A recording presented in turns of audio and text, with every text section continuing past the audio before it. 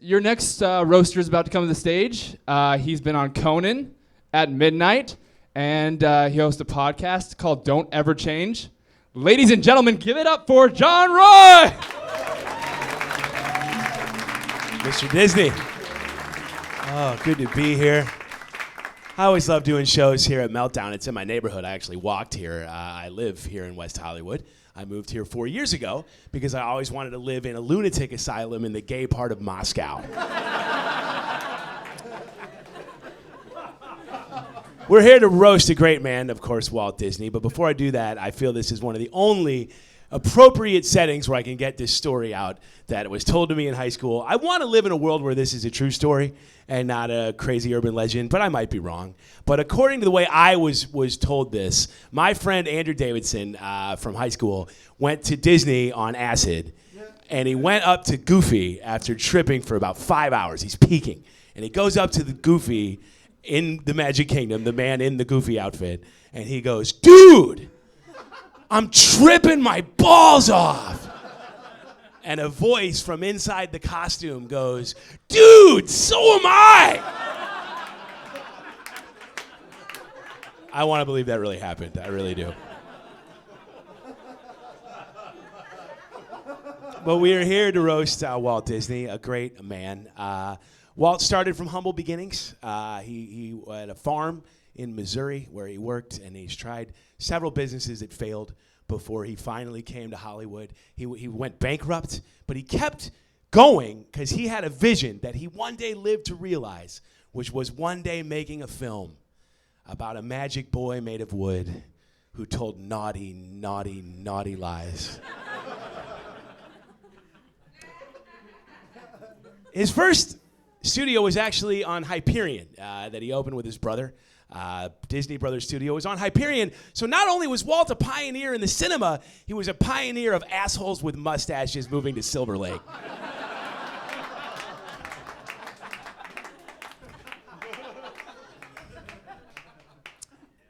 Walt's empire began with a film called Steamboat Willie, which made a star out of the first ever cartoon superstar whose name was Mickey Mouse.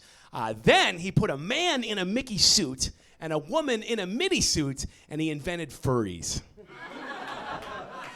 Then in 1973, he made a film called Robin Hood, which was, of course, the world's first porno for furries. Walt didn't really do much of anything.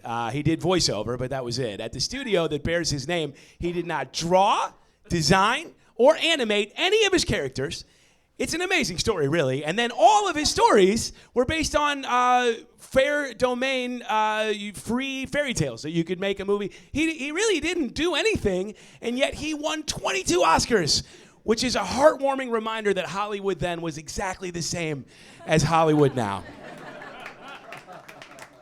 In fact, Walt's iconic signature that was at the beginning of every ABC Sunday night broadcast is not his signature. It was actually his secretaries who they based it on when he would fake his signature on things he said he would sign. If the guy from Milli Vanilli heard that guy got 22 Oscars, he would kill himself again.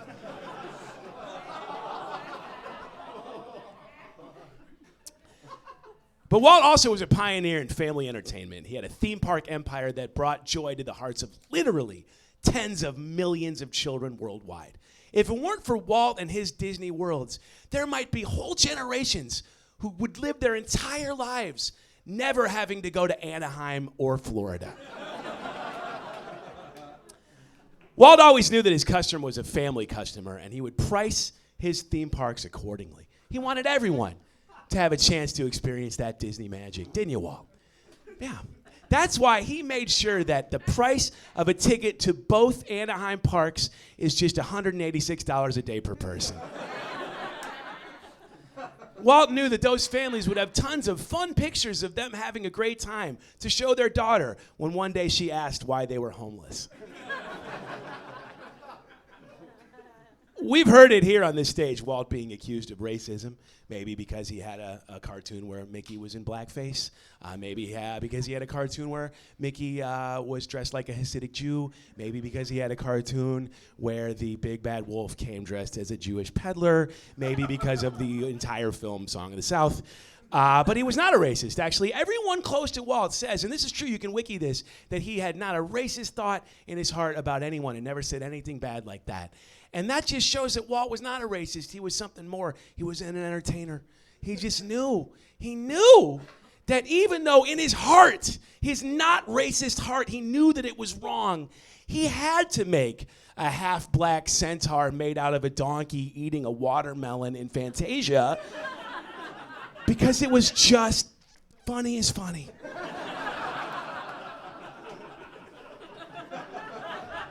It's in there, too. I didn't make that shit up at all.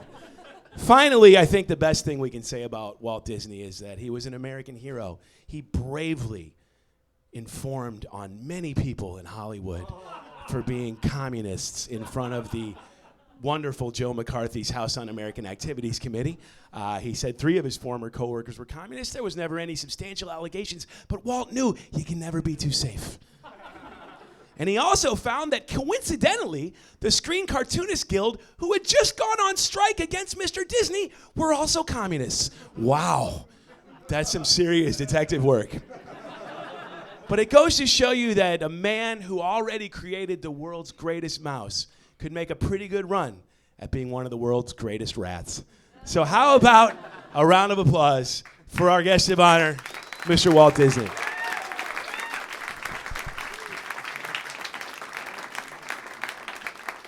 John Roy, ladies and gentlemen, give him a big round of applause.